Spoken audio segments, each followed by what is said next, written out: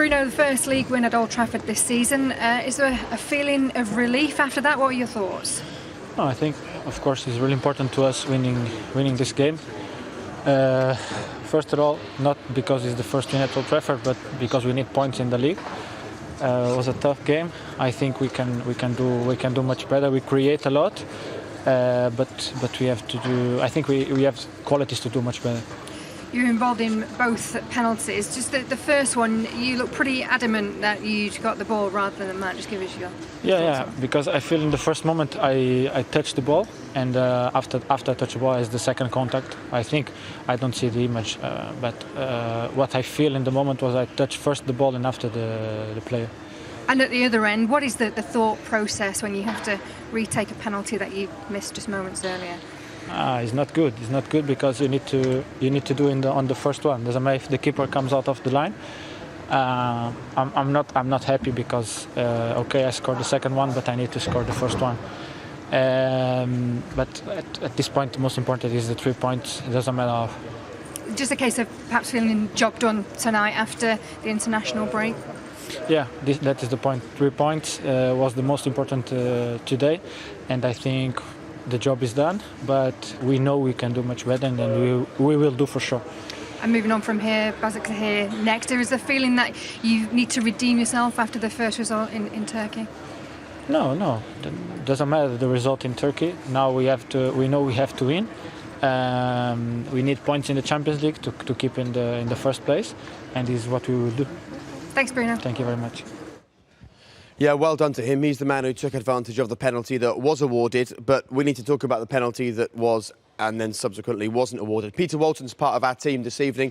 Look, Peter, we're going to get right into this because there seems to now be a situation where the referee, for the second time today, it also happened in the match earlier on with Aston Villa, has gone across to a pitch-side monitor when it doesn't feel like a clear and obvious error.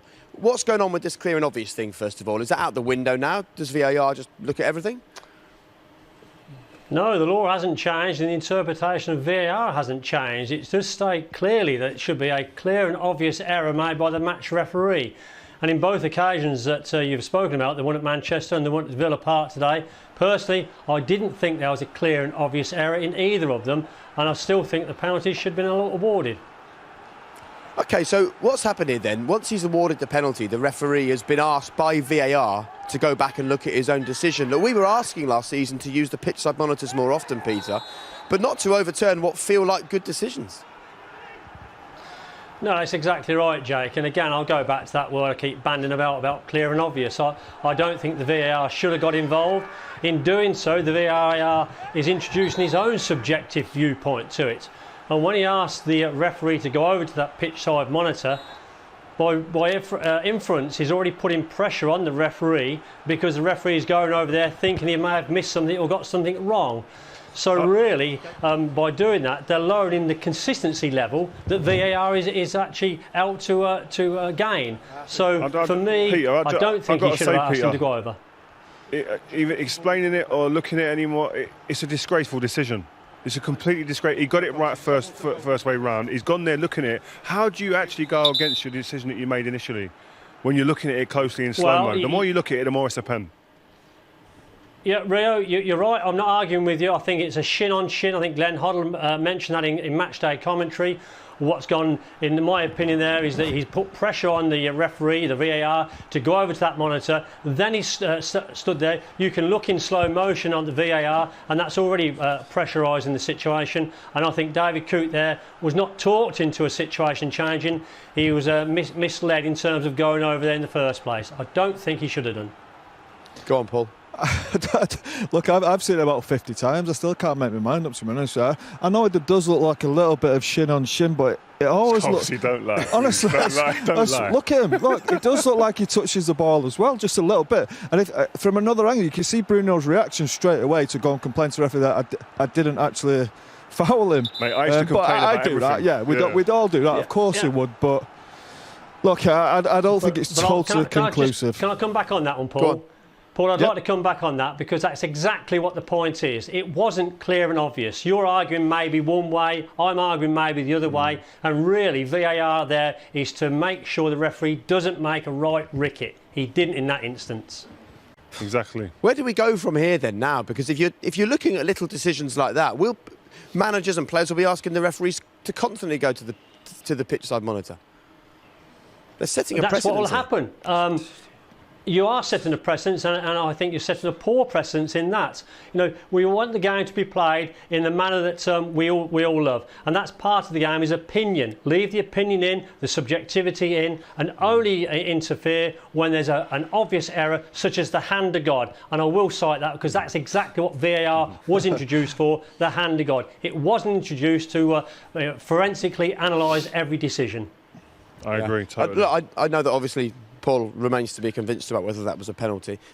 You are absolutely convinced that it should have been a penalty. We thought that maybe the referee hadn't been given necessary angles to get the decision right. But when you see what he saw, which is the same as what we're looking at, it's all there, isn't it? Yeah, it's there. I think it's plain and simple to see. I think you've got to look at it from a West Brom point of view as well. They've come here, they've been tight, they've been a solid unit, they've kept to their game plan, and they're looking for little opportunities in a game like that. They get one, and it gets taken from under their feet, from under their noses. It's unbelievable, and I just think that, listen, if it was a decision like Peter said, where you had to go to VAR because you didn't understand, if I didn't really see if it was the right decision, or there was a bit of an error there, that was so clear. That's not what VAR's for, I'm not sure it was that clear. Scholes, you would have screamed for everything in the game. I used to do it the same as well. Yeah, of course would, but I'm not sure that's that clear. Even from but then if it's not that clear, it's not clear and obvious, is it? So then it doesn't fall into the parameters of looking at it. We're going from disaster to disaster week in, week out. Yeah. So I don't know. I mean, they're not going to get rid of it. Of course they're not. But it's just going from one disaster to another. Whether it's at Villa Park today or wherever it was, whether it's Old Trafford today, week on week, it's just going. Yeah. It's just disastrous. It's a good point, actually, Peter. There was a feeling that maybe this season they'd just sharpen it up a little bit with VAR. We discussed it on air and said, yeah, it's feeling better. Last 2 or 3 weeks has not been good. Yes, I think what's happened was when we asked for the referee to go over to have a look at the monitor to make sure that everybody saw who was making that decision, that was the correct way to go about it. What's happened in the last couple of games, as I've seen, is that threshold has been lowered far too low, and now they're bringing in the subjectivity aspect of it. That's not what VAR's for. When they decided, or when he decided that that's not a penalty, was the opportunity there to go back a little bit to where we think there might have been a foul involving Harry Maguire? And Paul has said that if the West Brom player goes down here, it would have been a red card.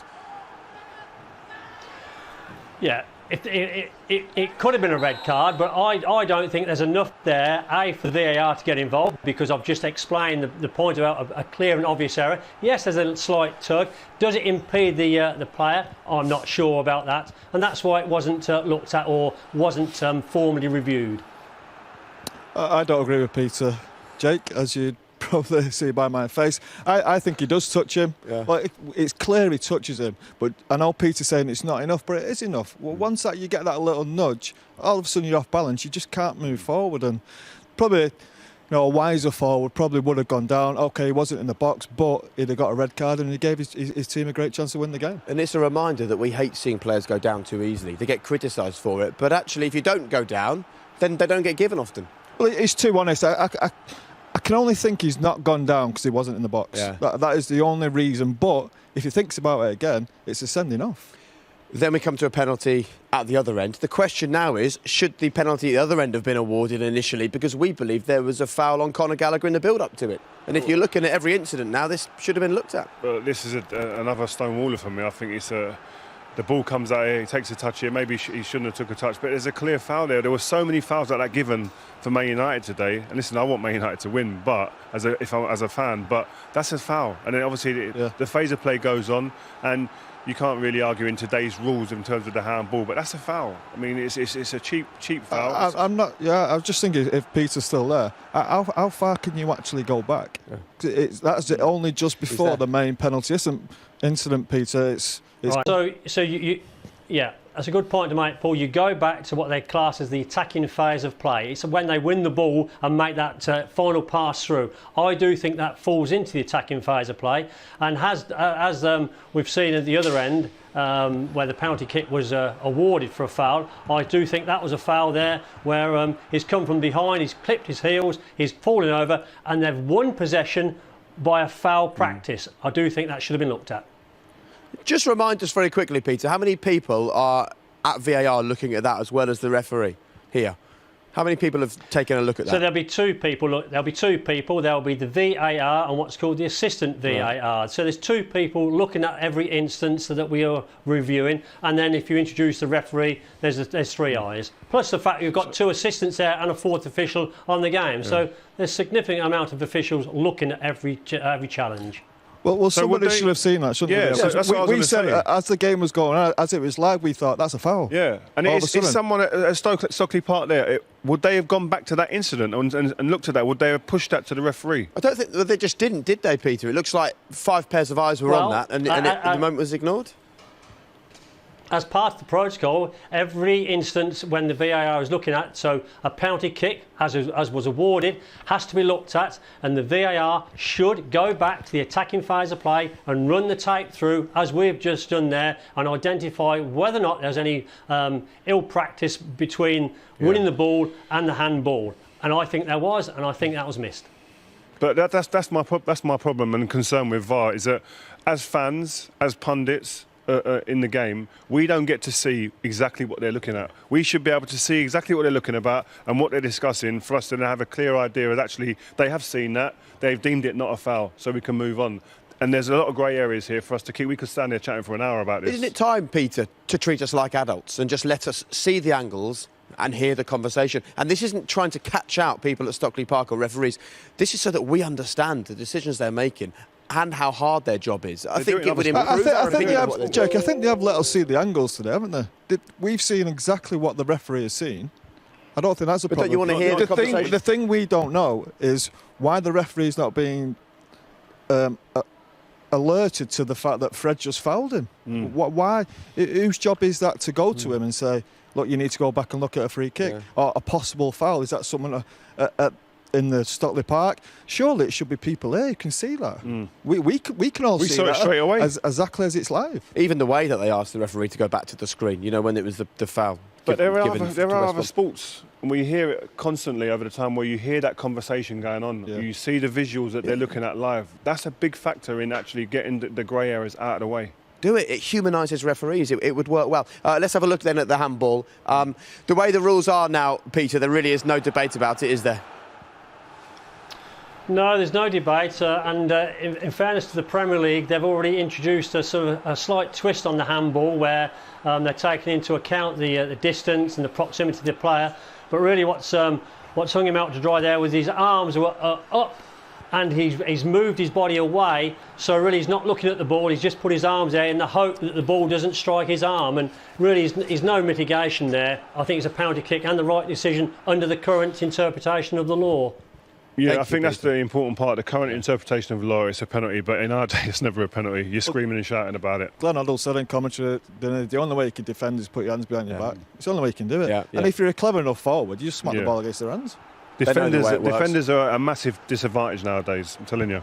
Well, and this is a disadvantage for the goalkeepers. You can't come off your line. If you come off just a little bit, it gets retaken. And again, Sam Johnson knows the rules. He knows the situation. Yeah, they can't complain about that. This is the only one the man in the screen got right today, to be honest with you. So, and the second one, composure, puts it the other side of the keeper. But yeah, listen, again, we spoke about Bruno being the man to step up and take responsibility. Today, done that.